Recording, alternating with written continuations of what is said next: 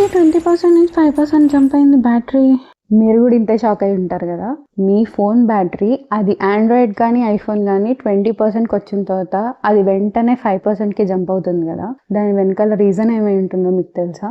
మన వయసు పైబడే కొద్దీ మనం ఎలా మర్చిపోతూ ఉంటామో అలాగే ఫోన్స్ కూడా దాని బ్యాటరీ ఓల్డ్ అయ్యే కొద్దీ మెజర్ చేయలేదు బ్యాటరీ పర్సంటేజ్ అనేది. ఎందుకంటే మన మోడర్న్ ఫోన్స్లో అలాంటి టెక్నాలజీ లేదు అండ్ ఇది వోల్టేజ్ని బేస్ చేసుకొని ఎస్టిమేట్ చేస్తుంది అనమాట.